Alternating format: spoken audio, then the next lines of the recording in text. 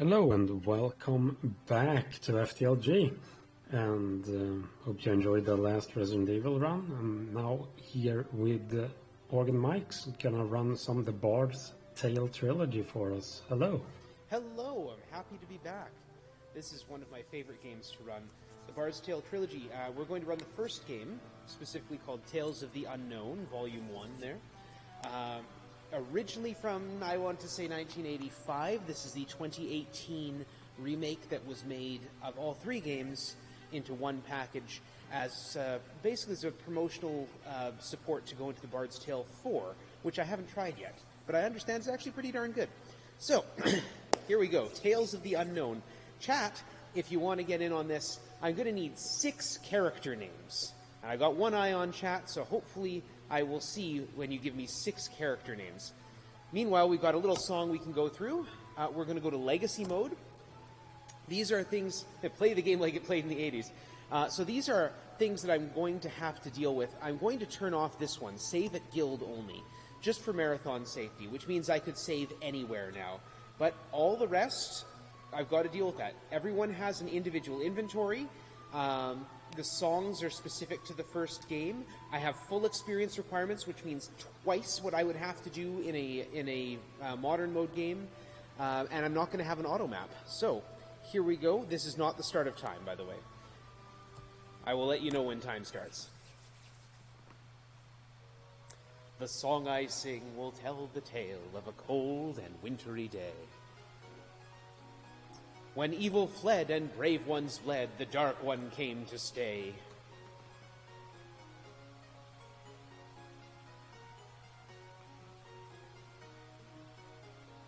Of castle walls and torchlit halls, and a price we had to pay.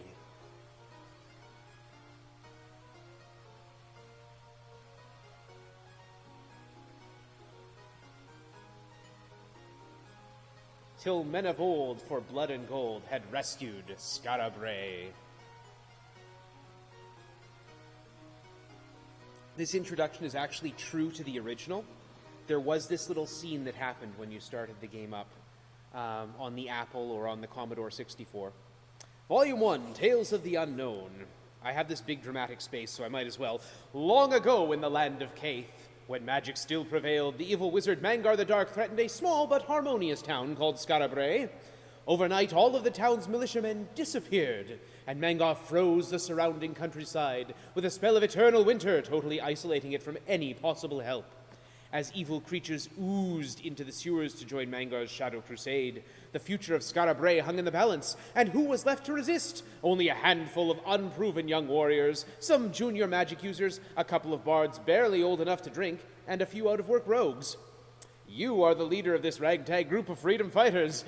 Luckily, you have a bard with you to sing your glories if you survive, for this is the stuff of legends, and thus the story begins.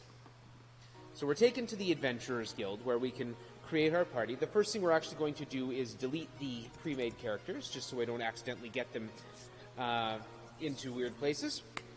We're going to create a new member. We're going to start with Kyle the Bard, who is going to be a dwarf bard.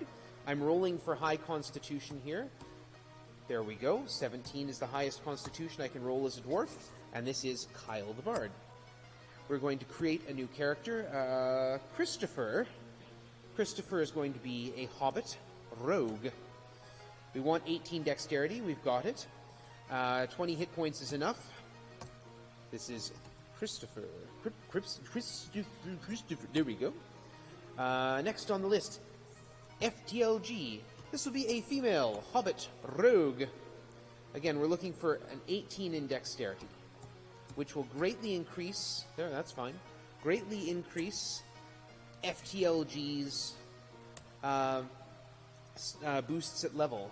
Next we have Dad on the list, and I think Dad should be male. Hobbit Rogue. Unfortunately, we can't choose anything but male or female. There we go, dexterity 18. Dad. It looks like the game pretends, Corey, we need a spellcaster. We choose an elf, conjurer. The game pretends it's rolling 3d6, you can see in the corner, but really what it's doing for each of these stats is picking a random number between 1 and 8 and adding it to a base. And the base depends on your race. No, I want 16s in both intelligence and dexterity. I can accept 15s if I got high hit points and spell points, but I really need those high rolls. No. Really need those high rolls. No. Because otherwise the end game gets very difficult. Well, and if the dexterity isn't high, the beginning game gets very difficult. Come on. This can take a moment. This is why we don't start the timer until we enter the city. Because otherwise it's... I say we. I'm the only one who runs this game as far as I know. If you'd like an interesting speed game to run, by all means, hit me up and join me on this one. This is actually a really fun one. I do the whole trilogy as well, which is a run about 4 hours long. Yeah, we'll take that. We'll live with that. This is Corey. And one more. The next one down is Tom. Tom, the elf magician. Again, looking for the same stats. Intelligence and dexterity to both be high. Yes, we'll take that. There's Tom. You can pick any character portrait you like. There's some actually really good ones in here. I really like the Archmage. Just a head. Barbarian. Yeah, so there's lots of them there. Anyway, but we'll just use the defaults. Tom. Alright, so this is the party. I'm going to ask the timer to start when I do the first functional thing, which is remove Kyle from the party. So here we go. 3, 2, 1, let's go. So first thing we do is remove everyone who is not a rogue. We're going to use our rogues. We're going to go do some vandalism. I'm going to make sure that my tablet is not going to make noise while we do some vandalism. So we're going to head down here.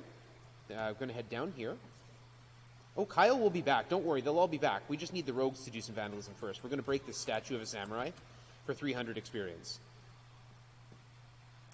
So rogues are going to be central to this particular speedrun. They have an ability called Hide in Shadows, which was it was always an ability of theirs. It takes its mechanics from the third game in this series. And see, leaping out of the shadows, kicks at a stone giant, and critically hits for 3 points of damage, killing him. Critical hits in this game are instant kills. So, this is how we beat these statues we're not supposed to be fighting yet. And get a whole lot of experience for our rogues. So this being an old RPG, we are subject to the vagaries of random chance, of course, but also we have to do a lot of grinding. Basically, the speedrun is pick a good grind, do that for a while, and then go on to the next grind. Oh, we're all dead. Sorry, bud. Alas, your party has expired and gone to Adventurer Heaven. But it's okay. We'll just add Kyle back into the party. And we'll come down here to the Temple of the Thieves. No charge to guild members for our services. Look at that. We've got a bunch of guild members. 0 gold, we can bring them back to life. That little up arrow beside Dad tells us that he's ready for level up. We'll just remove Kyle from the party. Head over here. And this is the review board. This is where we level up. 4 levels for Dad. And they were actually pretty poor levels, unfortunately. I should save scum. And I will. We're going to talk here. We're going to leave Scarabray for the catacombs. And return to the city, and this puts all the statues back. This is one of the legacy mode options. If I were playing in full modern mode, the statues would be broken and would be gone and never return. And that's actually how you start the full modern mode run, is break all the statues with a single thief instead of with 3. Also found an item there at the end. I didn't see what it was. It skipped by too quickly. Oh, we're having a good time on this one. Okay. It is currently a 50-50 chance for everyone but Dad, whether they hit their coin flip and manage to hide in the shadows. We're going to head back here. This is facing south. This is east. There we go. I tried this run yesterday. Normally since I normally run in modern mode, I normally have the auto map, which shows up on the screen, making it very easy to get around. And I didn't realize how much I was relying on it. So, it's okay. I've sorted it out. We're all good here. And we're going to just beat up on this samurai.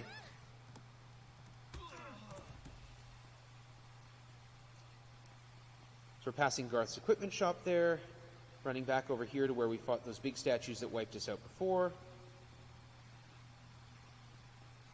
And with some good luck, I can get this grind pretty quickly done.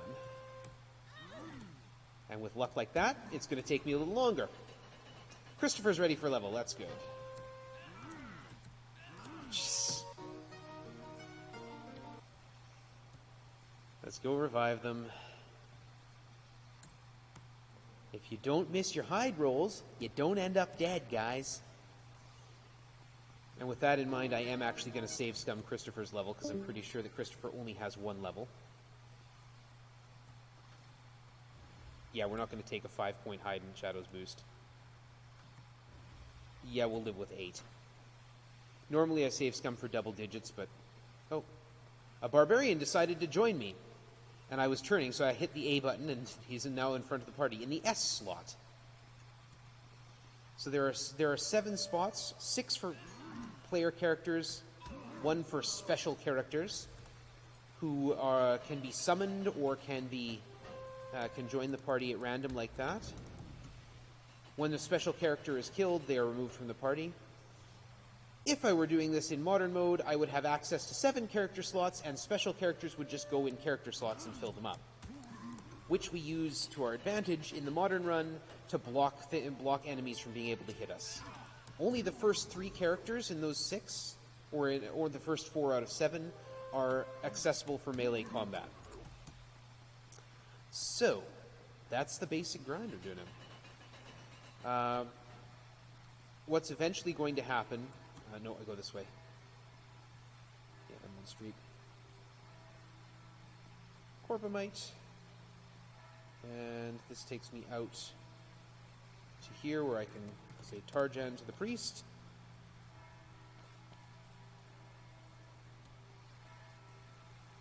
That's not, I don't know if you can hear the bell. That's not my bell. We've got FTLG's levels here. 6, 7, 10, 10, 10. Okay, a couple 10s are good. Can't review a dead body, so we got to go down to the Thieves' Temple here and get Dad back and Christopher. Heal the party. Donis Requiem. There we go, we all hit that one. Yeah, that Hide in Shadows skill was only normally present as you're seeing it. I should have saved scum that. Oh well. It's only present as you're seeing it in the 3rd game. In the 1st game, it just took the thief off the line. It didn't give them any special status. It just meant that, oh, this thief is not going to be in melee combat. Congrats. It didn't do a lot else to save them. Good job. Thank you, guys. That just makes this so much better.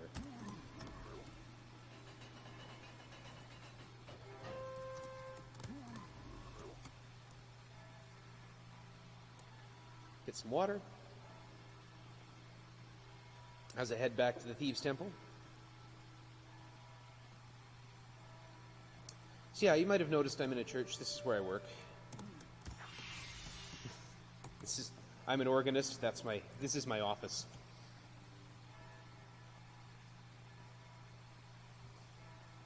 And go and raise Dad's Hide in Shadows skill. So, in a way, Thieves' hit points don't really matter because they're hiding in the shadows all the time, so I don't particularly worry about anything else but that Hide in Shadows and Disarm skills. Disarm isn't useful in the town, but when we get into the dungeons... Can I play Phantom of the Opera? Yes. I generally don't, but I can.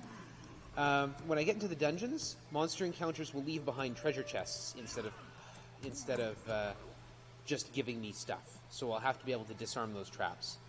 The fastest way to do that is to have a thief capable of disarming the trap instantly. Generally the way I'll do it is have a spellcaster cast the Trap Zap spell, which instantly removes the trap and costs very little magic points. You might also have noticed there's no background music here. All the sounds you hear in this game, which is a really interesting choice, all the sounds you hear are diegetic sounds. That means they're sounds that come from within the game world. So when the bard joins the party, you'll hear music because I'm going to be having the bard play bard music. Otherwise, you won't hear any music. You'll hear a trumpet. The only thing that's not diegetic is the trumpet that plays when combat starts or when you retreat, and there's a little cymbal crash when you win a fight. You can imagine the monks chanting Dona eis requiem, which is kind of a silly thing to chant. It's grant us rest, or grant them rest, which is when you're raising people from the dead, not particularly appropriate. There we go, 11. 11's a good number. We need to duck into the Temple of the Mad God. I would like to note that this being from the 80s, it does use a couple slightly insensitive terms, like the Mad God. And also there's a situation, a condition that that we would call confusion, where the character will randomly attack allies and enemies indiscriminately. The game calls that insanity, which was okay in the 80s and less so now. And even worse, where the condition marker is there, where you can see Christopher says dead, insanity uses the condition marker NUTS, nuts. So, yeah, it's not exactly okay these days. Just as a little heads up.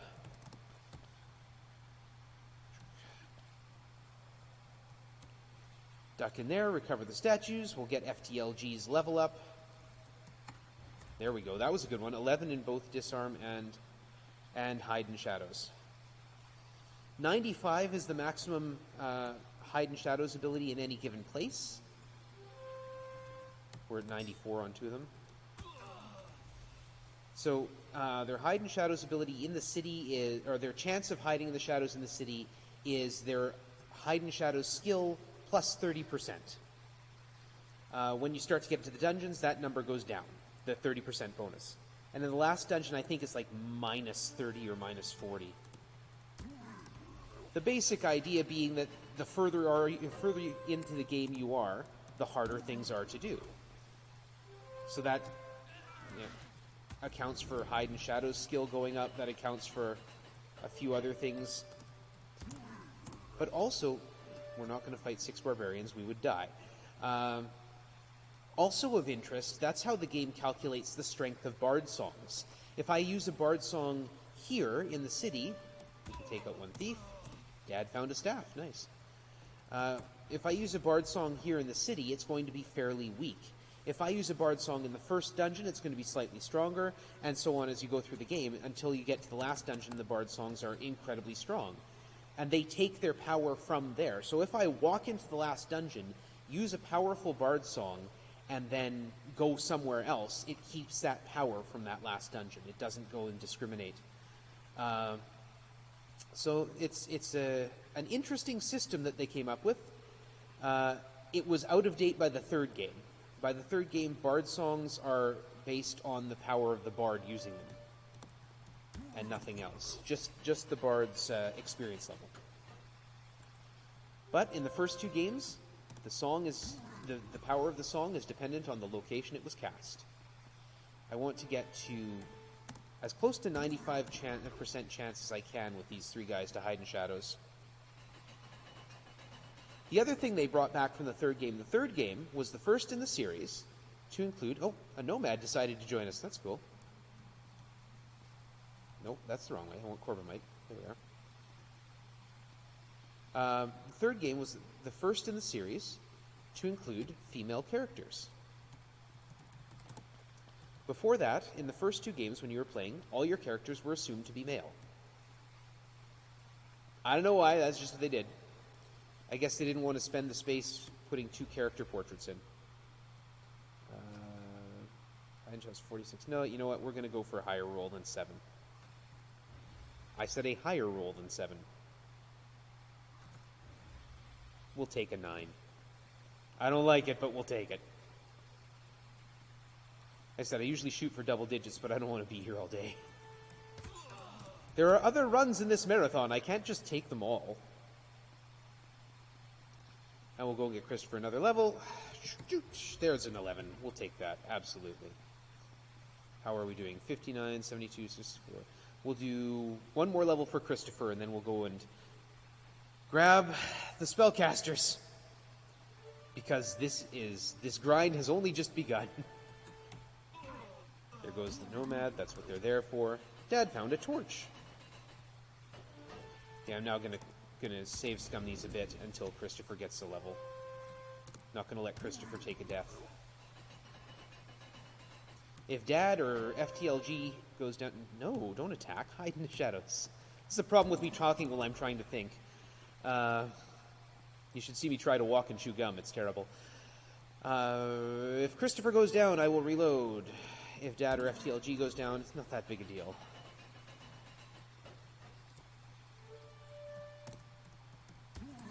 There we go. And since we're here, we'll take out this last Ogre Lord. Everyone levels up! Yay! One Nomad we can handle. Okay, hide in the shadows, guys. Thank you.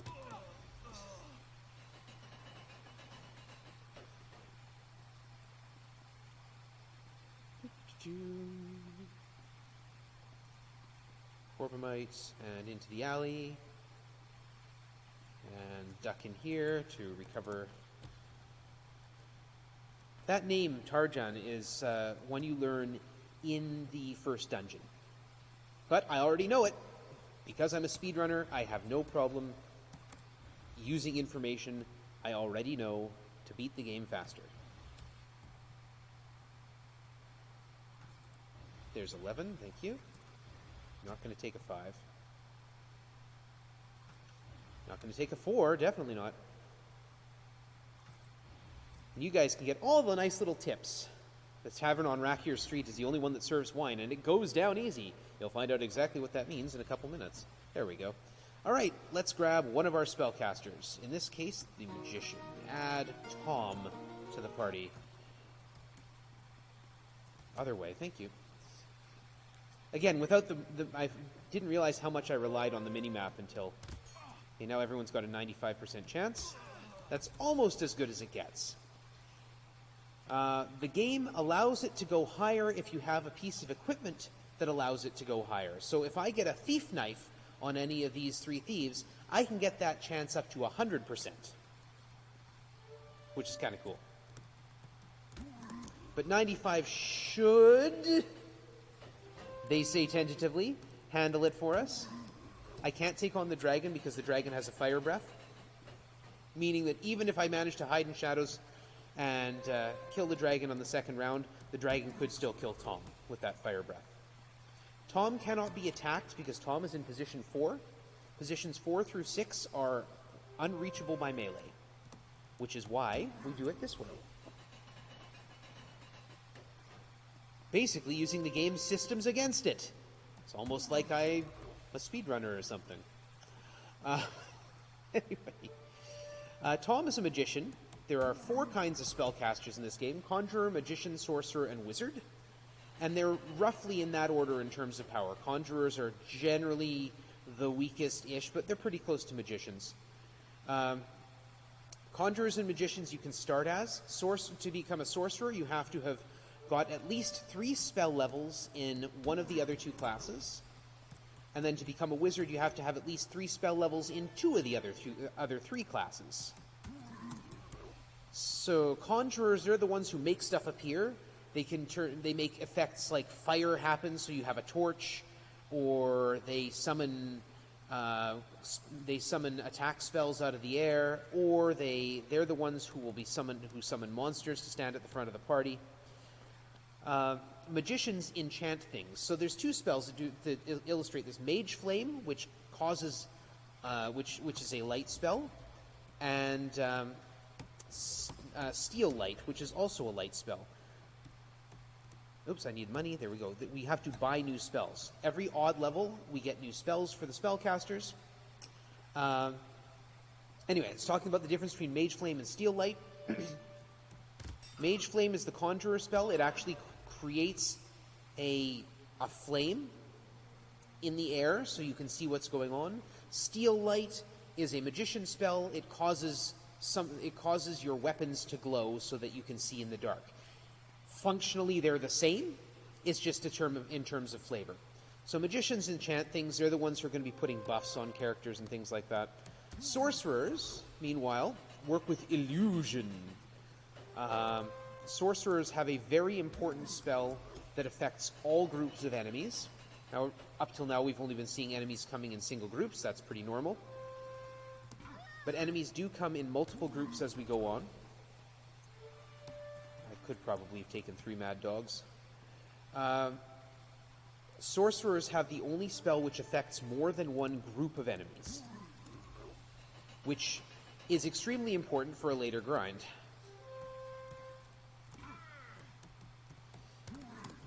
Wizards, meanwhile, are sort of your top tier. When you get to the other games, wizards get some really powerful attack magic, but they don't really have it in this one. They're demonologists and necromancers. They summon the undead, they repel the undead, which is what we want a wizard for. What's my experience at? Okay, good. One more of these fights should do it, and then Tom will be at 10,000 experience, which is where we want him. There we go, 10,000 experience. Great. So yeah, we're going to make Tom into a wizard as fast as we can. That means we've got to change his class to conjurer. No, I don't want to actually leave the town. I've already killed the samurai. I don't want to have to do it again. So Tom is going to get some levels, and we're going to learn 3rd level spells, and then we're going to change Tom to a conjurer. Our other conjurer is going to spend a lot more time in conjurer. But we're not going to worry about that right now. We're going to order some wine. Go down in the cellar and pick out a bottle.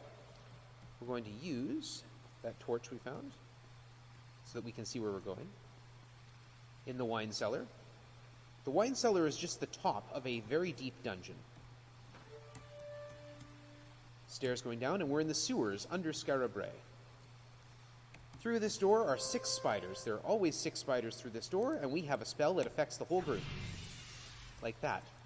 And one of our thieves is good enough to have a 100% chance of disarming traps in this area.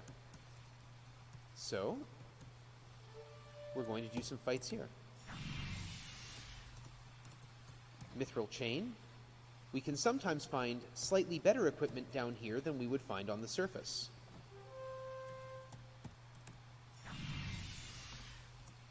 A harp. Good, that means we don't have to buy one for the bard. And it's faster. There's 2 reasons I go to this grind. It's faster to attack these spiders than it is to keep walking through town and picking off the statues. 3 reasons. There are 2 reasons, 3 reasons, 4 reasons.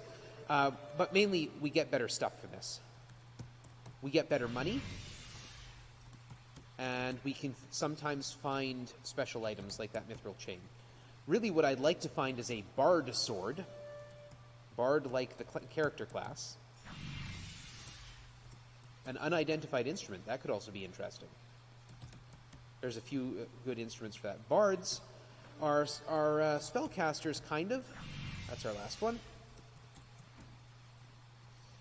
They have magic songs they can use. And they have a limitation. Like spellcasters in this game have spell points, bards have a limitation on their spellcasting, on their songs. They get thirsty.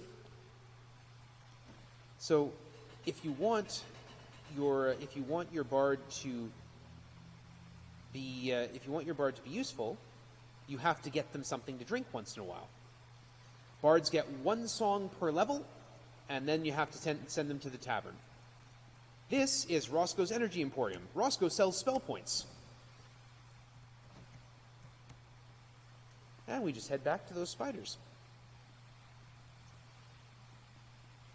If I pick up a bard sword, then I can equip the bard with it, and they will no longer need to worry about their limit on songs, because they then have an infinite number of songs. There are a couple of instruments that do that too, so that's why I said an unidentified instrument could be interesting. But it's probably not magical coming from where it did. The items you pick up are based on the area you pick them up in. So down here we get like tier 2 items, which are slightly better than the stuff we find in the city. An unidentified offhand. That could be a shield, or it could be a wand. It would be nice if it were a light wand, but I don't think I can find them here. It's probably just a tower shield. It's amazing the stuff your party can't identify. It's like, oh, what's this? It's a stick, Bill. It's a staff. How did you not know what that was? Yeah, we do need money, so just doing the fights in the city isn't going to give us enough money. So I come down here to do this one for a bit. And then we'll move on to an even better grind after this. Once we get wizard spells.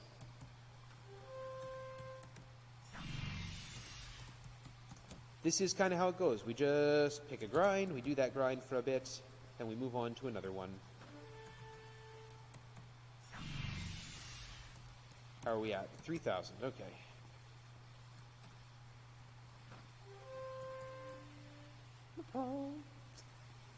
Okay. Run through the dungeon, over here, and up. And we leave the tavern, and it's now nighttime, meaning that monsters are harder. There are better other groups of monsters. Also, the shop is closed at night, and so is the review board. They'll see you in the morning. Now, I can immediately turn it over to daytime just by walking into the Adventurers Guild. If you enter the Adventurers Guild at night, then you leave it first thing in the morning. That was it used to be in the original. Back in the day, anytime you left the Adventurers Guild, you left first thing in the morning. I guess it was assumed anytime you walked in, you were going to stay the night. Tom, order some wine. Thank you. We're at least going to go till this torch runs out. Let's not waste the light. I'll have to be aware of that. 2 skeletons I can take. Yes, you can critically hit things that don't have 36 minutes. Okay. Those are not real-time minutes. 1 minute in this game is about 3 seconds long. Should be down to 35 minutes, probably. 34, yeah. Oops. I could also quite possibly do this grind with Tom alone to get more experience, but it's riskier. And we're not actually finished. Christopher, don't miss your hide rolls. Mithril shield, that's nice. It's not actually. It's much riskier to do it with just the spellcaster, because if the spellcaster misses an initiative roll, or if any of those spiders survive, spiders hit pretty hard. But that's why I used to pick gnomes for my spellcasters.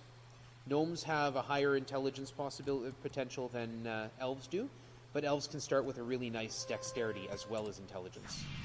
So we sacrifice a few magic points to try and get that initiative off. The other thing about traveling with the thieves is that we can open these treasure chests without using the trap tap spell. Found a harp. 8 gnomes and 1 gnome. Why didn't they all just get together?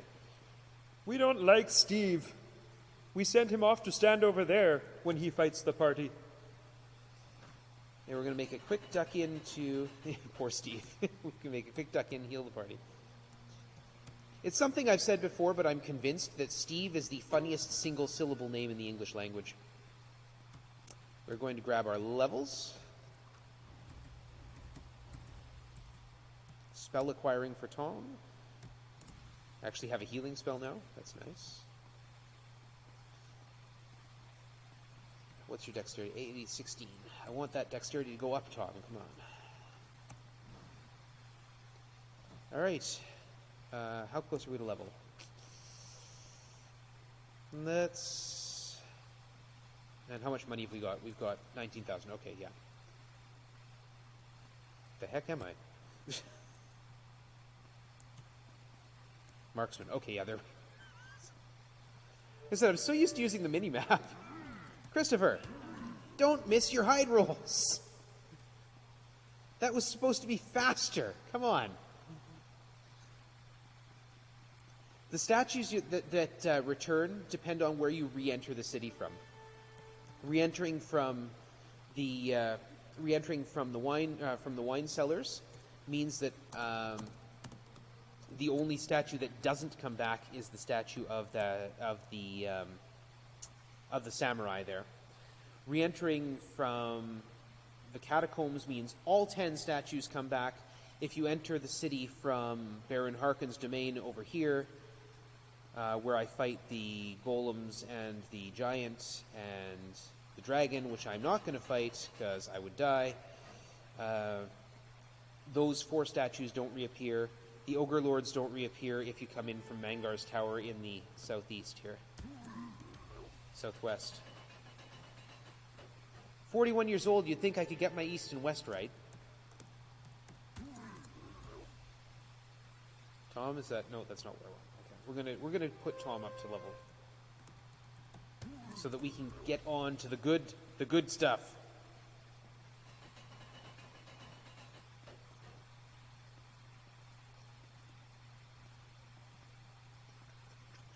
Which is, oops, that's not good. Which way am I facing? Facing north. And this is question mark to look around. There are stairs going up. We'll walk out.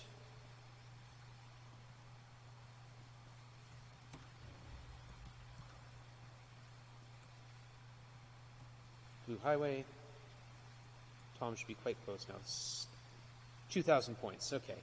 With luck, it should be this pass right here, and then we'll have a wizard, and then we will go and grab the next party member to grind up, which will be Corey, I want to say? The other spellcaster. Yes, I think Corey was the conjurer. Oops.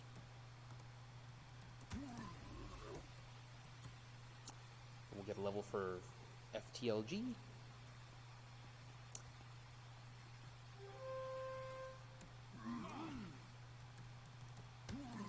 There we go. All right. I know this is exciting. Walking through towns, facing east, and that's okay. Walking through towns, breaking statues. No, we're not going to take a 5.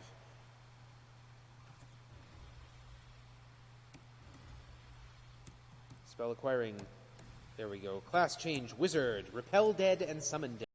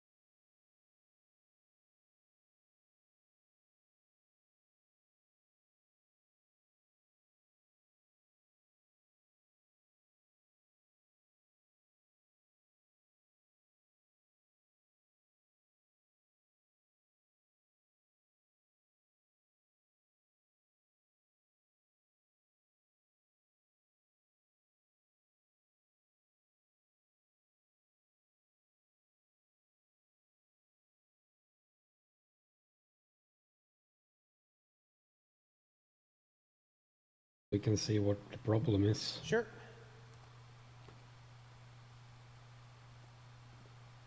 I am not seeing a problem on my end. No dropped frames. Looks good now. Okay. We are back up in hello stream. Hello, hello. All right, good. Good. I will go. So we can continue. Yes. I will continue. Yes, okay, so now we've got Corey here. I don't know what was missed, but here we go. We're going to go fight some zombies. 45 zombies. What's going to start to become a theme for grind is we're going to find a large group of things and kill them very quickly. This is, to my mind, an ideal grind. Finding, I tried to run away, it didn't work. So in this game, if you try to run away and it doesn't work, you wind up in a normal combat round. Okay. You know what? Now that we're here...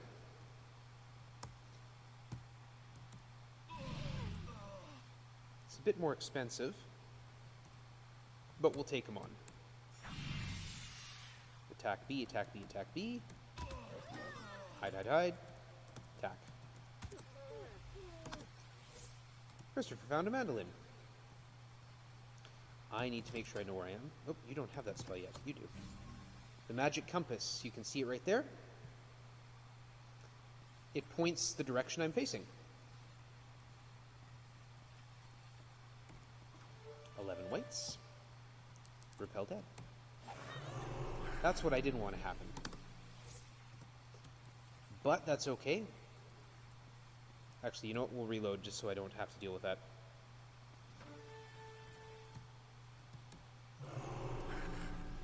There we go. Samurai figurine. I could use that to summon a samurai, but it's also worth 1,500 gold, so I'm not going to. 66 skeletons. Repel the dead.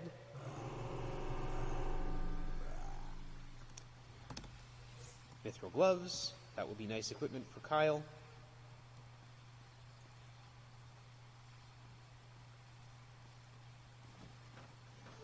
Hide, hide, hide. Cast Repel Dead, and boom.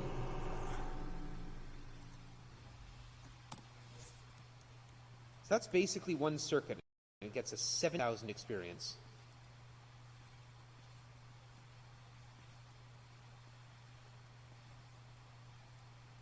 Am I getting myself lost? There. Thank you. Sure, we'll allow a wizard to join. And be cannon fodder. Very, very quickly it will die. Alright. Back to the surface. Let's get our levels.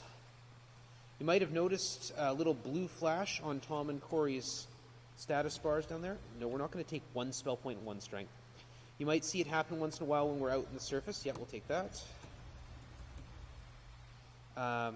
When your spellcasters are out in the sun, they recover spell points. So if you see the blue flash, then that means that someone has recovered a spell point. Like so.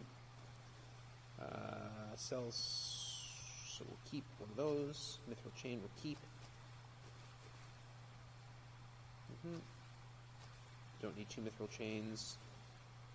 Guard can use that.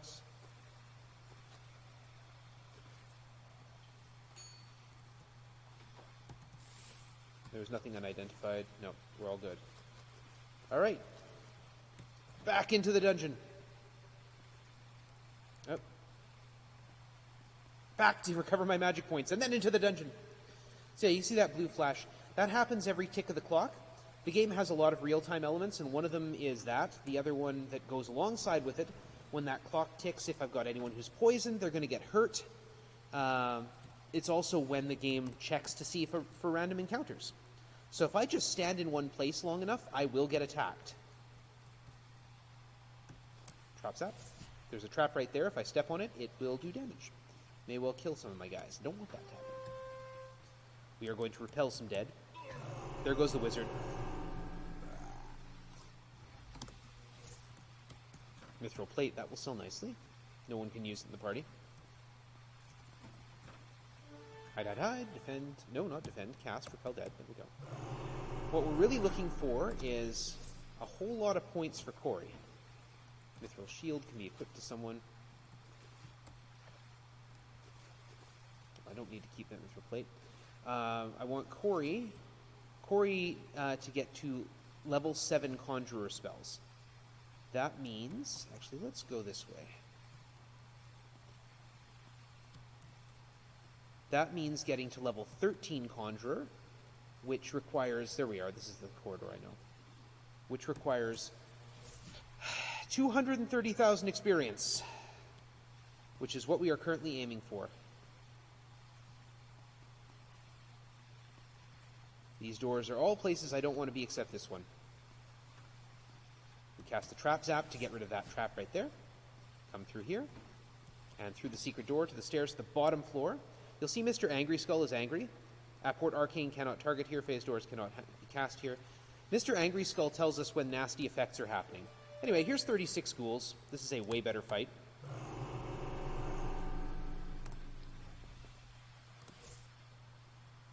And there's 16,000 experience.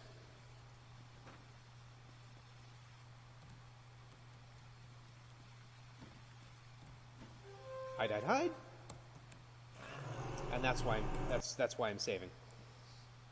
If I'm playing full legacy mode, I can't, well, obviously can't save anywhere. So, mithril plate, good for selling. What I really want in terms of items is a bard sword and an attack instrument. There are some instruments that allow the bard, basically give him a breath weapon. Mithril helm, put it on.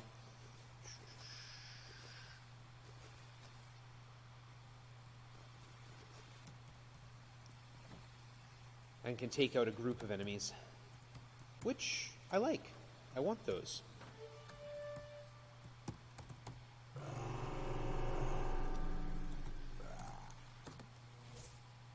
An unidentified armor. That could be very useful, or it could be completely useless. I mean, that's pretty standard for lots of things in this game. The game does make the point in the instruction booklet and in the hints that there are no cursed or bad items, but there are some that might be useless. An unidentified ring. There we go. We're at 100,000 experience already. Once you get the wizard, this part of the game really opens up. But of course, you need the thieves to have good enough hide and shadow skill. No, I'm going to do another Repel Dead. To be able to hide in the shadows for these fights. Otherwise, they just get, destroyed.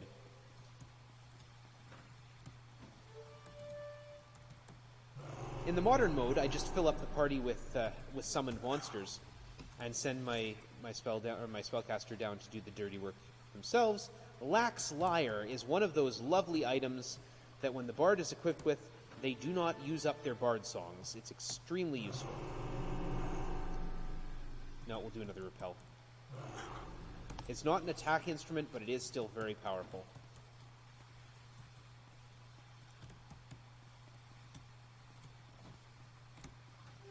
Hide, hide, hide. Cast repel. Defend. There we go. Get some good rolls. Dad found a mithril scale. Equip that, please, Dad. 170,000. We're almost there. We're not going to get there, I don't think, before I run out of magic points, so...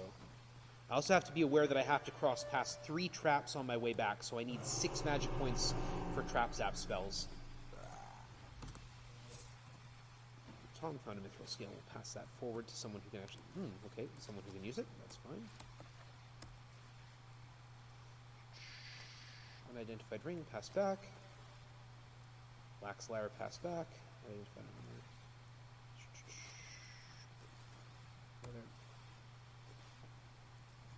Also, there's a fly crawling on my toe. Interesting. Well, no, you know what? We gotta come back here anyway.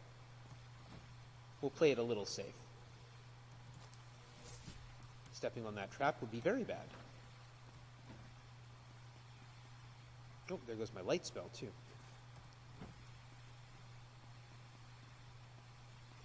You can navigate in the dark. You don't want to do it. That's not actually where the trap is. Good job. It's there.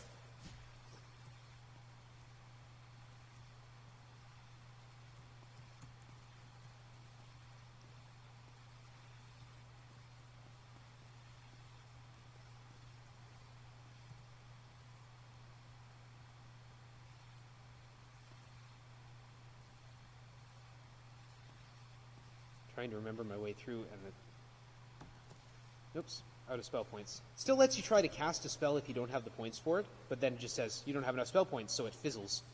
It will even do that in combat. Yes, you are allowed to cast a spell you don't have enough magic points for. No, it's not going to do anything. It's like wasting a turn. Thank you, Christopher. Yes, there's some points.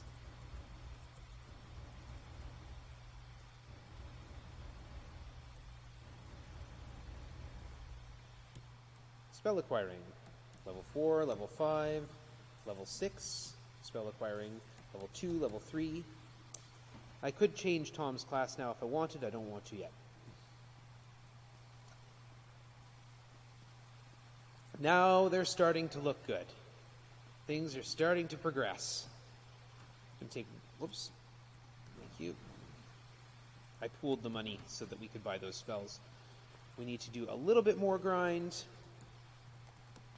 And then we get level 7 spells, which level 7 conjurer spells trivialize a lot of the dungeons. And I kind of mean that literally. Like, I'm not being hyperbolic. One of the big spells that conjurers get is called Apport Arcane. It's a teleport spell. So we've got this big dungeon. Why not just skip right to the end? Again, you know, if you were playing this for the first time, you'd be making your map. I actually did that when I picked these games up. I actually made my maps by hand until I got about halfway through the second game and realized I don't have the time and energy to do it anymore, so I switched over, started again and put the mini-map on. Still played it in legacy mode, but with the mini-map and with save anywhere on. Gonna have to do another repel on that. There we go. Another Lax Lyre. Good.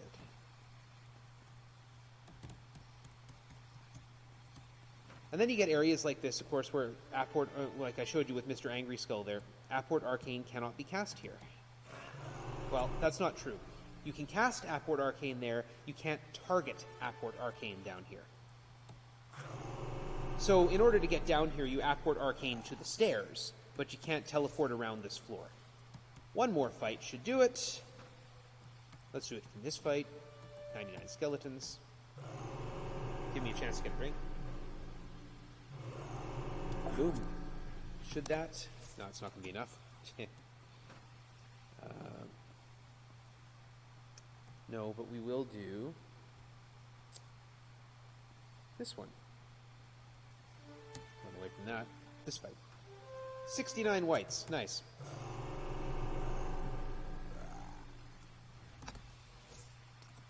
And that is enough to get Corey to level.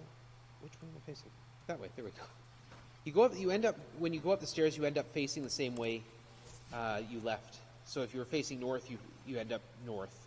Even if north is wall to wall, it's not particularly useful. Just you don't turn,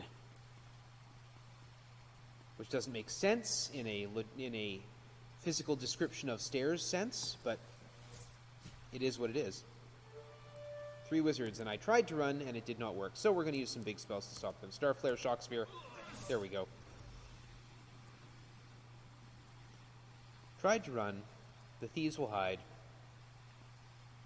Break on through to the other side.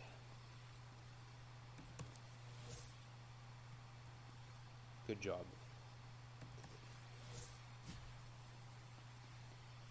You'd think I should know where I'm going. I've done this many, many times. But the darkness, and I've got some light shining on my... Here, I'll turn up my brightness on my screen. That might help.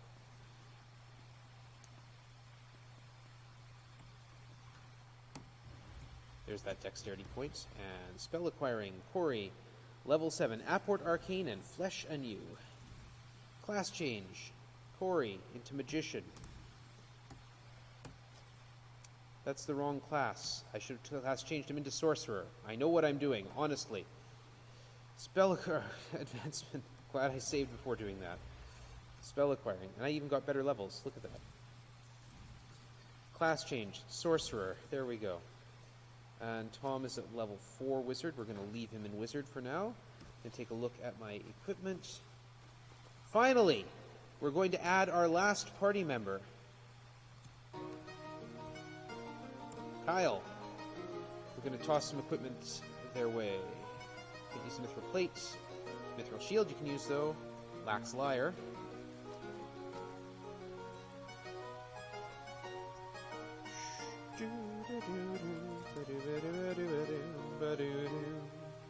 Mithril Gloves.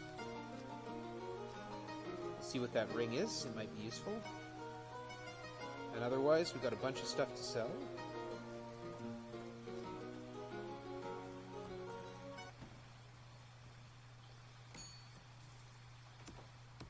Dork Ring. I love the Dork Ring. Kyle tries to use the dork ring. It does absolutely nothing of use to anyone. And it makes a sound clip play. It goes, "You dork."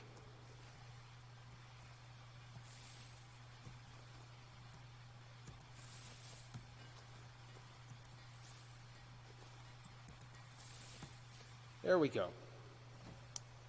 Now things get interesting. Because Kyle has a lax lyre, we don't actually have to worry about songs remaining. Oh, 4 skeletons. I tried to run. Didn't work. It's okay, we'll just get rid of them that way. And, there we go.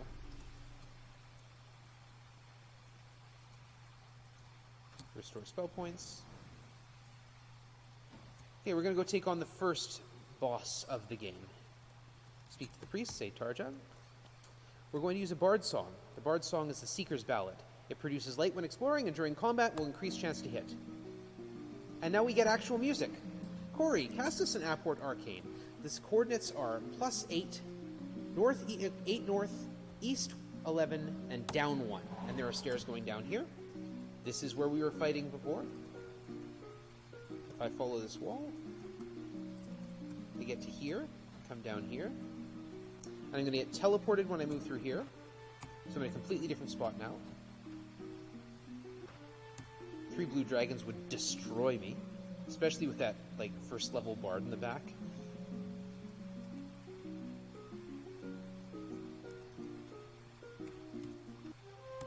We're going to go through here and take a little detour to fight a bunch of zombies.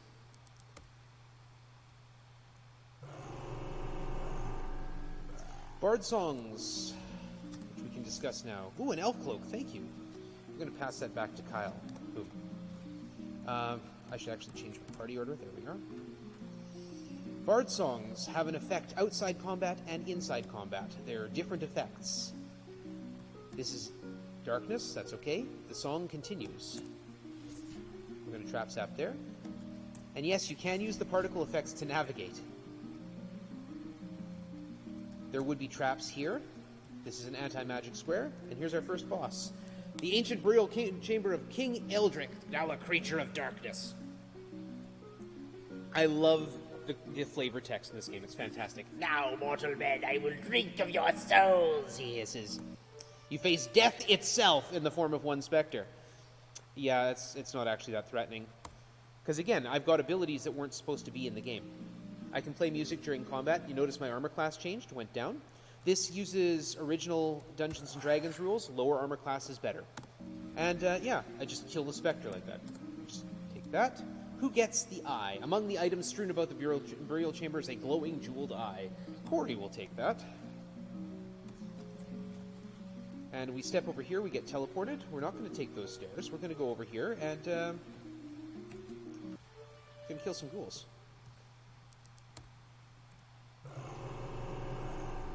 This may seem familiar. Ooh, a light one. Fantastic. I can't equip both the eye and the light one at the same time. They both take the item slot.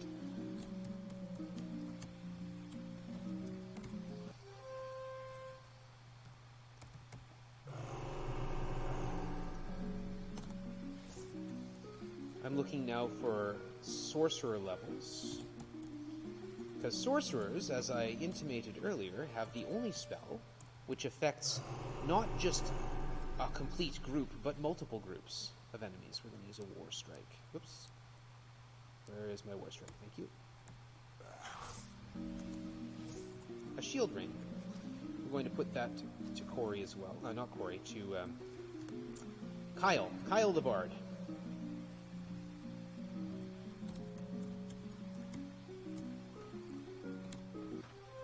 Hide. Bard Song V, Repel the Dead. Attack. Corey found an elf cloak. Good. 60,000 is not what I want. Christopher, you can wear that elf cloak. Got a helm back here too. Pass it to Dad.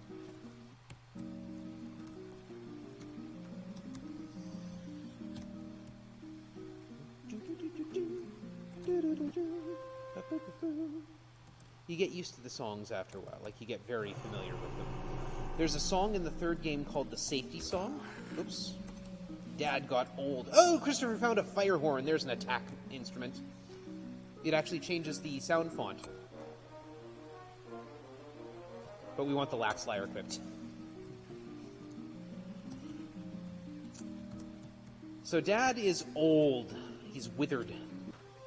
The effect of that is that all of Dad's stats, strength, intelligence, luck, constitution, and dexterity, are all set to 1, which doesn't have an actual impact on much. It changes their hand-to-hand combat damage, which is not a big deal.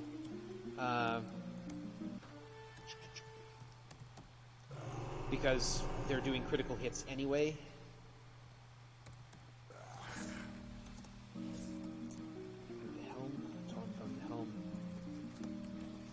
It changes their armor class. So their armor class is +1 instead of -2 or whatever it was before. So the biggest problem is that if I try to level them up like that, they get no bonus for Constitution, because their Constitution is 1.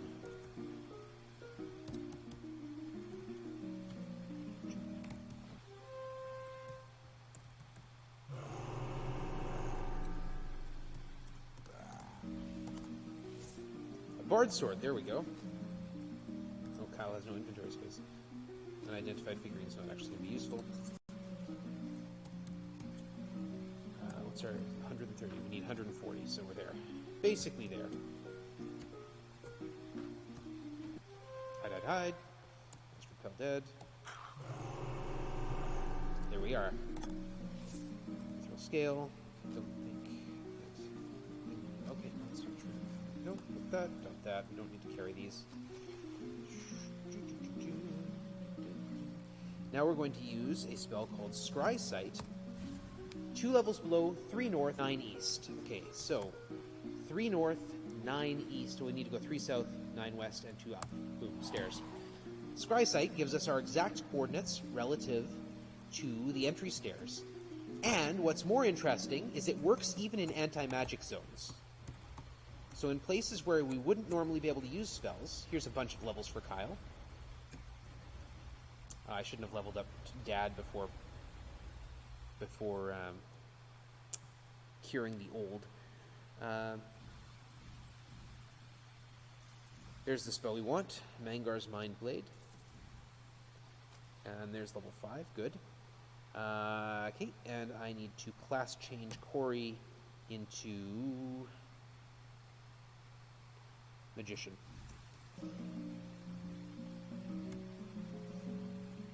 I'm going to go and cure Dad of the old.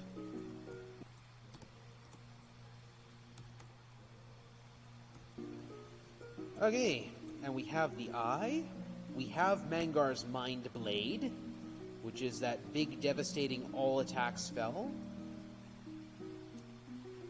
We're going to go recover our points here. Restore the spell points. All right. There we go. And we're actually going to make a quick stop. Yeah, you know what? We've got enough points. We can deal with it. Away fly. Where am I going? Which way am I facing north. Okay, yeah. I'm taking the long way around.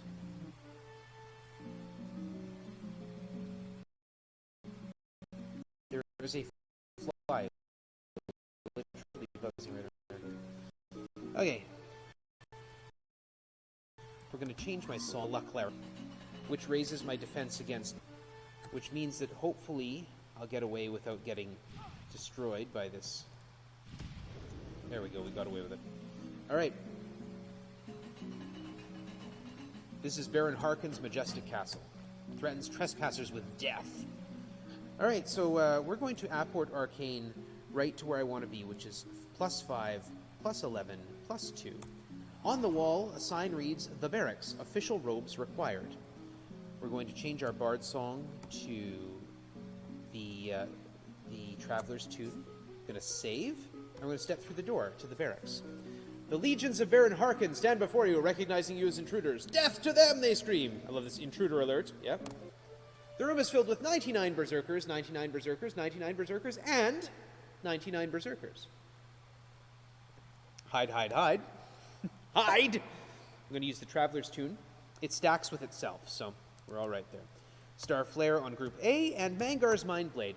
Headphone warning, this makes a sound something like a machine gun. Enjoy!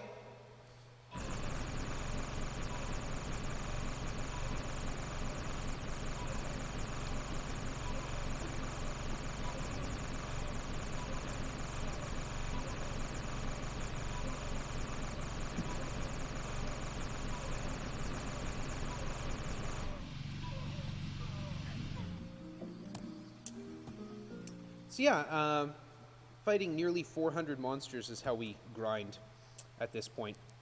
Star Flare Group B, because they're the biggest one, Mind Blade, and away we go.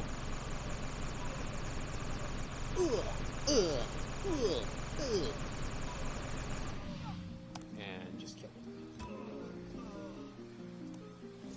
So there's 168,000. So 10 times the experience we got for fighting off those, and now the room is filled with the bodies of dead berserkers. So we're going to apport Arcane. We're going to go, which way is it? It is 6, 3, minus 2. This chamber is filled with magical energy. Look at Tom and Corey's little status bar, glowing blue. Isn't that lovely? There are certain spots in certain locations that increase your magic points. There are some that do hit points, too. Some that even do both. All right. Oh, and yes, Mr. Angry Skull up here. Area blessing detected. Spell point regeneration. All right. Let's back up. Let's go back there. Oh, actually, before we do that, let's save. Let's be safe. We've got it there. Minus 6, minus 3, plus 2, and they're back. Because we're playing this on Legacy mode, I can bring back the dead. If we were playing this on Modern mode, you kill them once and they stay dead. But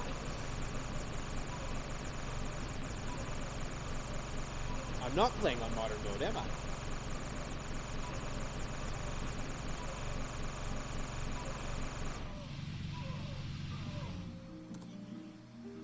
The result of playing on Modern mode is you find different grinds, that's all. There are some groups that stay dead, there are some that don't. A lot of those first floor groups in the catacombs don't stay dead. So you just go after them over and over again. 2 berserkers left. And now my rogues have an armor class too low to actually get hit by the berserkers anyway. The Dork Ring, an unidentified weapon. Alright.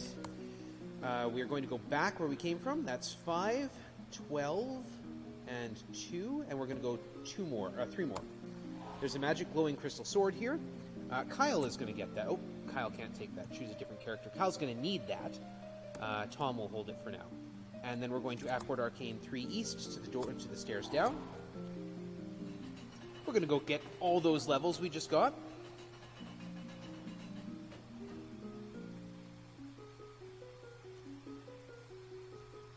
Restore my spell points. Thank you. Go to the Blue Highway.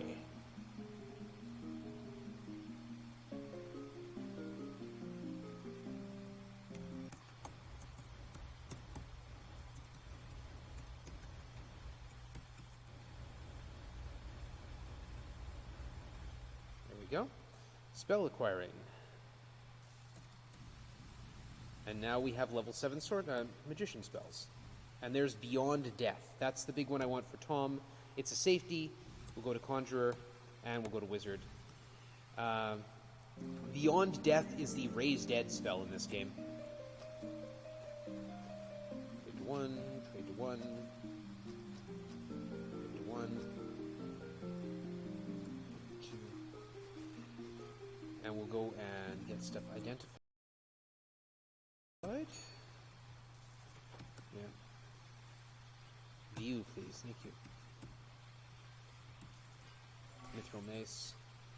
Sell that. Sell that. Sell those.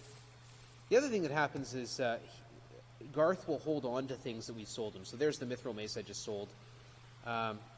This does mean that I could sell the crystal sword we just got. I'd have to buy it back from him. So yeah, I try not to put myself in a situation where that's a thing that can happen. Actually, we've got a Lax Lyre. I don't need to hold the Bard sword right now. So you can put that crystal sword on. And we're going to go back into Baron Harkon's domain.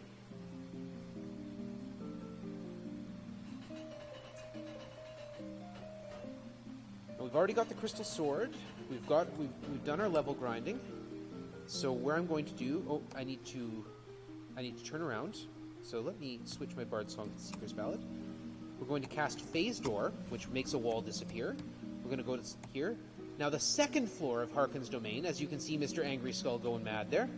The second floor does not allow me to apport to it or use Phase Door on it.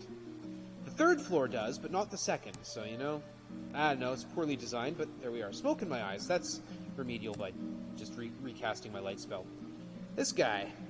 Have you come to answer my riddle? Sure I have. Once man alive, now living death. It drinketh blood and stealeth breath. That's a vampire. And we get a silver square. Tom, you hold on to that. In fact, you can actually hold it as an item. Right, from here, we're going to apport Arcane. We need to go north 1. We need to go west 1. We need to go up 1. We need to save before I do that, because this fight can go sideways.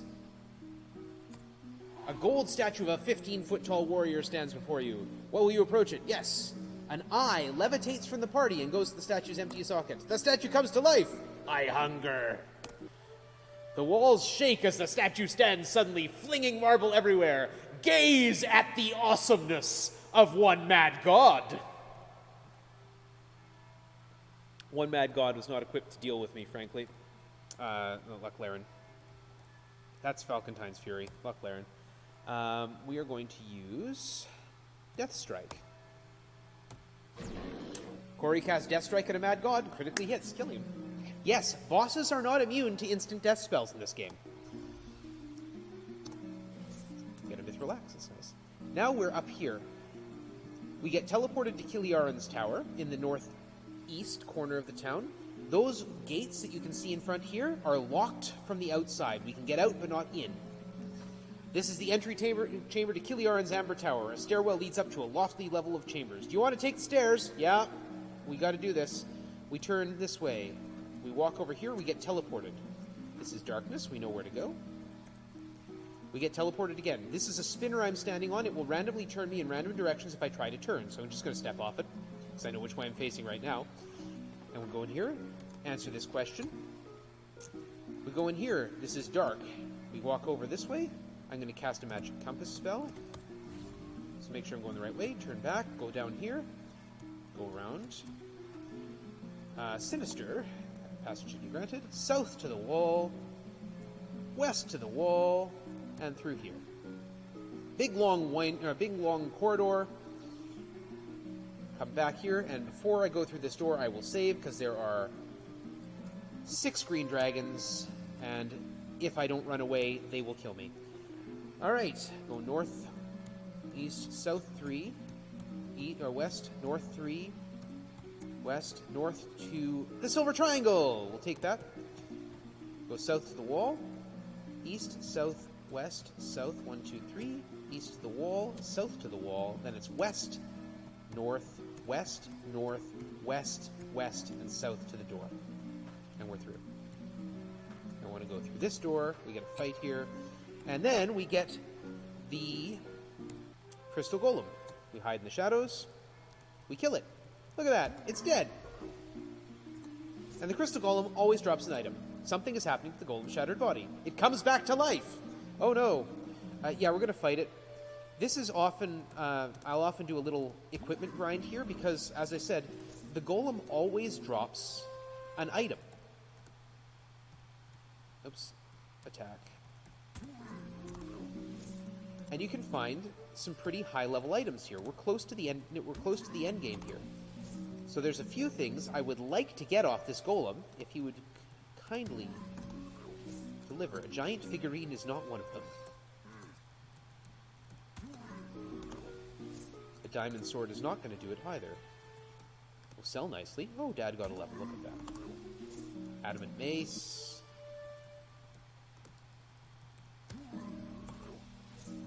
Now, if you're wondering how we kill this thing, it's not we just keep beating our head against it until it stops moving. The actual answer is the last blow to kill it has to be dealt with that crystal sword that we found earlier. Galt's flute, not something I particularly want to worry about. So in order to do that, I'm going to have to get Kyle into combat. The whole reason I bring Kyle with me, other than the fact that Bard songs are kind of useful in places, is for this fight. If we didn't have to do this fight, we would not need a fighter type, so we wouldn't need Kyle. But unfortunately, a rogue cannot wield... Ooh, a broom, that's useful. A rogue cannot wield the crystal sword. Adamant chain.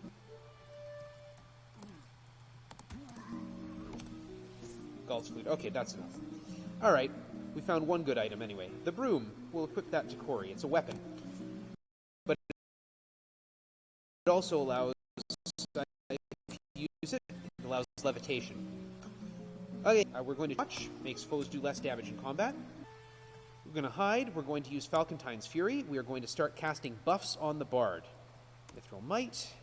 I'm going to cast Wrath of Valhalla on Kyle. I said hide. Actually, that's not too bad. Defend.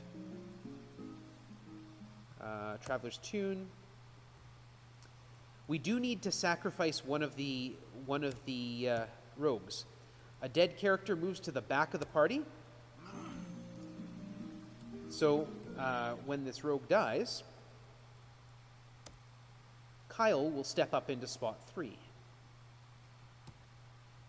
Purple plating. We've got any bars in there. Might disrupt illusion. Okay. All right. Restoration. Restoration is a healing spell. It does a full heal. We're going to party attack Christopher. We can attack members of our own party.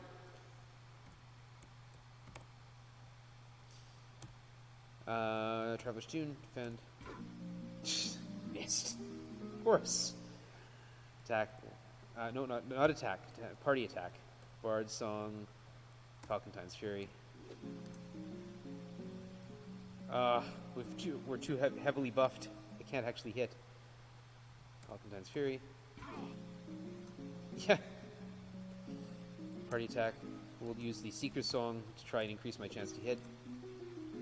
Defend, party attack. I overbuffed.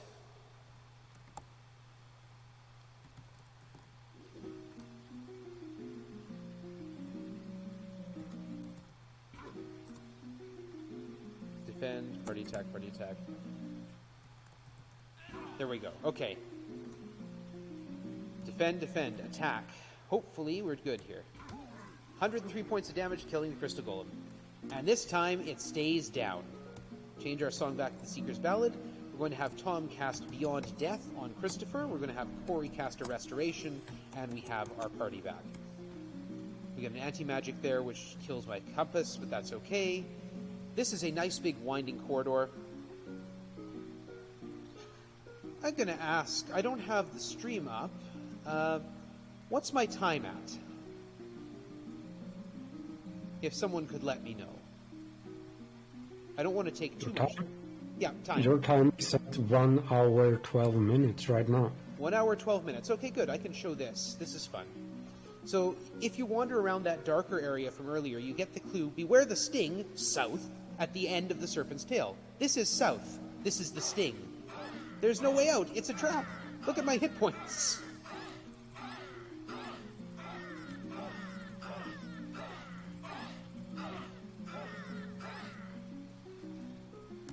Mr. Angry Skull has something to say about it. Hit point strain. If you survive it long enough, it will actually let you out.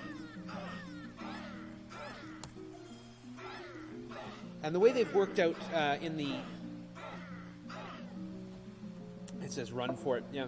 The way they've worked it out in the remake is that hit point drain squares always drain 1/20th of your hit points every time they happen. So anyway, we walk around that way. We get teleported. We walk up this. This is the final corridor of Kiliaran's tower. We meet Kiliaran at the top. He's a nice guy. Put away your weapons. I am your ally, not your enemy. You have passed my tests and can now continue on to your true quest, the source of evil. Mangar the Dark, my nemesis. Can only be entered by an onyx key, a 5-level death trap. Seeing is not always believing. Onyx key. Tom got the onyx key. We get teleported back to the stairs. We're done in Kiliaran's tower. We'll go claim our levels, because why not? Claiming my levels would involve actually going to the review board. There we go.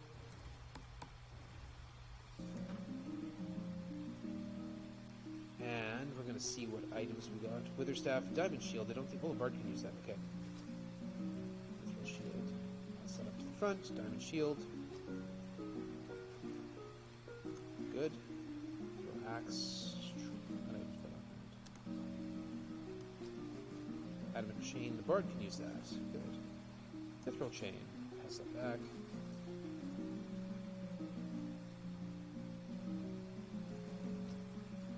Adamant Chain. Do a quick little adjustment on my equipment. Giant green light wand. Good. Okay, now try not to sell anything important. Sell all this stuff. An arc shield, that's nice.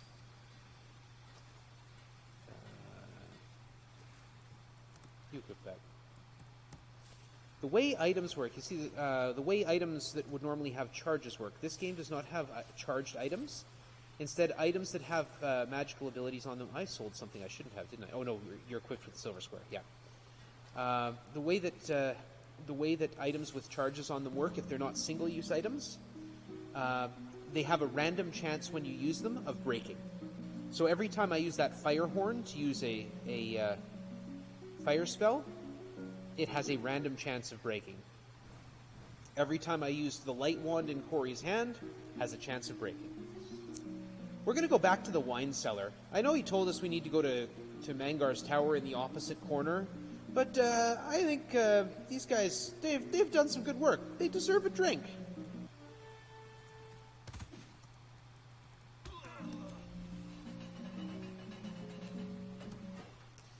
Corey, order us some wine.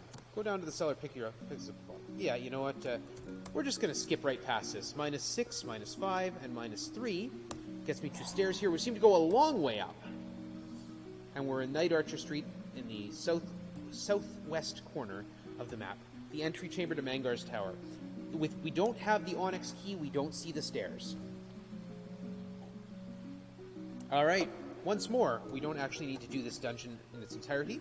We need to go -7, +4, and +1. 2 shapes yours, 1's around. Speak the shape and final found. Circle. So now we have a silver square, a silver circle, and a silver triangle. And this game was published by Electronic Arts. And in the 80s, Electronic Arts had a logo that was a square, a circle, and a triangle. So we're going to use the compass to make sure I'm going the right way. Tap. I'm going to go 1, 2, 3. It's going to say darkness twice. That's an indication that we've been teleported. Sometimes you got to look real close. This is a spinner square. It's going to point me in different directions. I want it to point me south. There we are. And I know the 7 of the one god. There lie with passion and be forever damned. We're not quite done. We need to go... Oh no, I tried to run and it didn't let me. How are we going to get out of this? Conjurers, wizards, we're going to use Luck Laren. We're going to use Nope, not from you. You don't have Mind Blade yet. What have you got that can do this? We're going to Star Flare those. We're going to use Mind Blade, and we're going to hope. Run. There we go. We got away. There's our spinner again. I need it to go to the right. Thank you.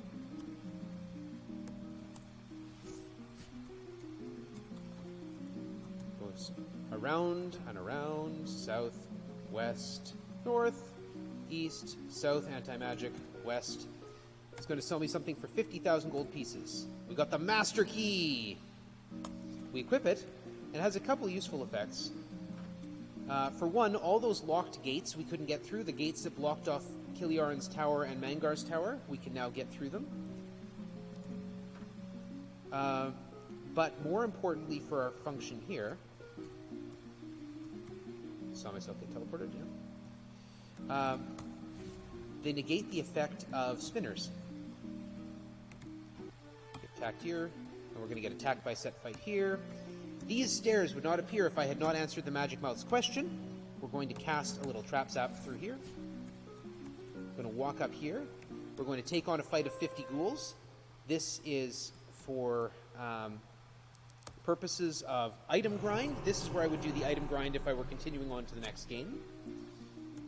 But we're going to see if we get something useful. War gloves and an unidentified weapon. Nope.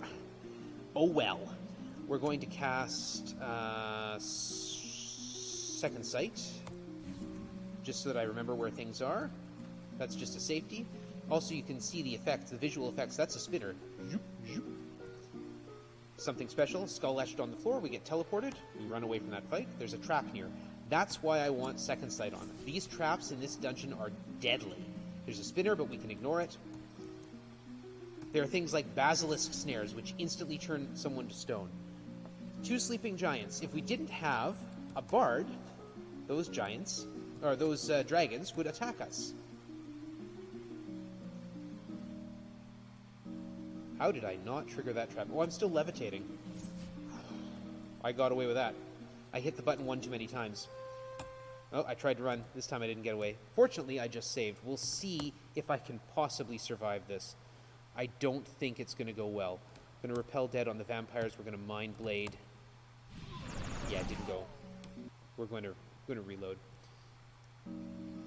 Run away. This is the weirdest square in all of video gaming. It turns doors into walls and walls into doors. So this is back where we just were, but all the walls are doors and all the doors are walls. This is behind this wall is where we fought the ghouls. There's the stairs. We don't want to take them because it resets the whole level. Tracks lead south down the corridor, and we go up through the portal. This is the 5th floor of Mangar's Tower. We are at the top. We get hit there, smoke in our eyes, which is remedial. Not new party order. It's a bard song. Thank you. We get attacked here by 5 storm giants. We get attacked here by a random encounter. Darkness through here, and through this door in front of us is a possession trap. Someone in the group gets possessed. So in this case, it's FTLG. We're going to use the wizard's spell, Dispossess. Problem solved. No more hostiles in the party. Do you wish you can do? No. We'll ignore that fight. We'll get teleported here. We're going to put my Second Sight back on. That is a trap right there. We'll go through this wall, through this door, and down here. There's one more trap to deal with. It's right here. We walk to that door. We don't go in it. We walk over to the wall, up here, and in here, a pool of boiling liquid. What do we do with a pool of boiling liquid but jump in? All right, 4 specters. We can run away from them, get attacked in here, and then I mentioned earlier EA's logo was a square, a circle, and a triangle. Their motto was, "We see farther. You see farther. Passage has been granted." Self-congratulatory. Anyway, trap zap through the wall. We're going to get attacked on the other side of it. Tried to run. Luck Laren. Those master magicians are scary. This is probably going to go very badly. We'll try it, but Star Flare, the master magicians. That's Mind Blade. Yeah, it went very badly. Run away. Go away. Alright. There's a fly buzzing around me.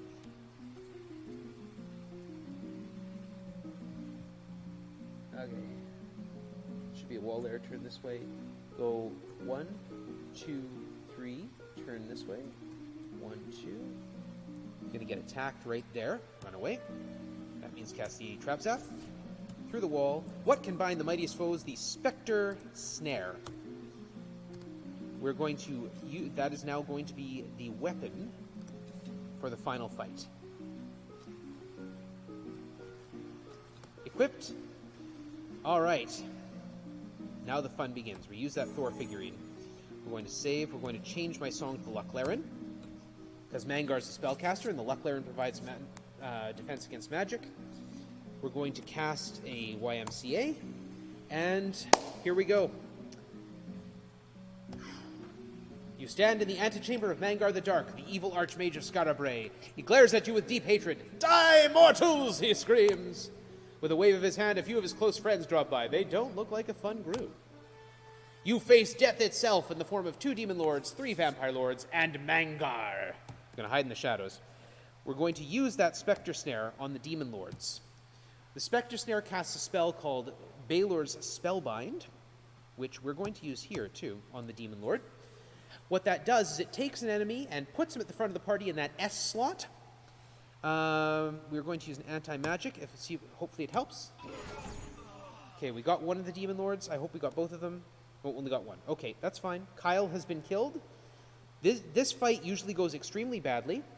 That's fine. We're going to attack Mangar. We're going to attack the Wraith. We're going to attack the Vampire Lord. We're going to cast Beyond Death on Kyle. We're going to... No. More importantly, we're going to cast Spellbind on the Demon Lord. And we're going to use Repel Dead on the Vampire Lords. Here we go. Mangar remains alive. Hide in the shadows. Cast Beyond Death on Kyle. This is actually going extremely well, believe it or not. Death Strike on Mangar. There we go. And time will be shortly. Well done, your quest has been fulfilled. The evil one is defeated, and the spell of winter will soon end. Here's a whole bunch of experience and money, and boom, time. And that's that. That is the Bard's Tale.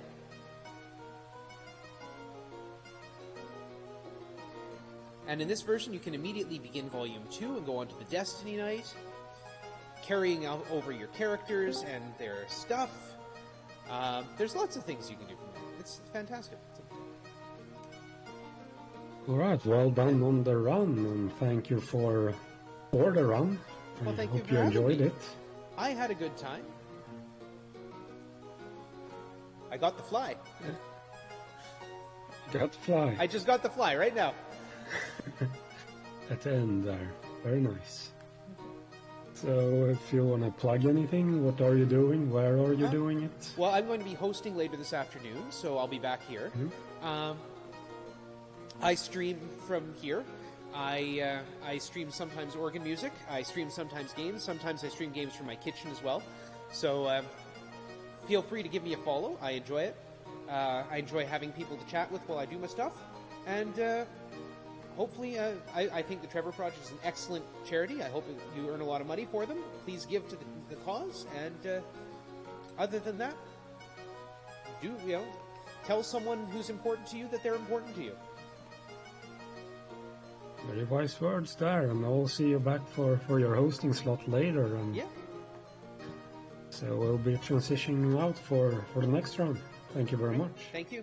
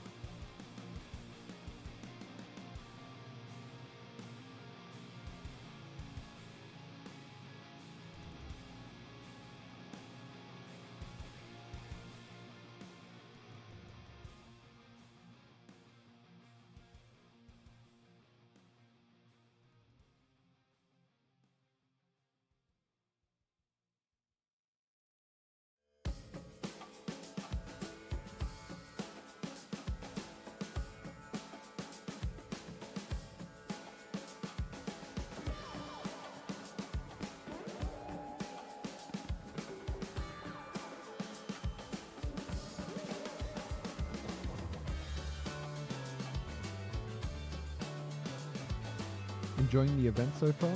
Be sure to follow us for future events.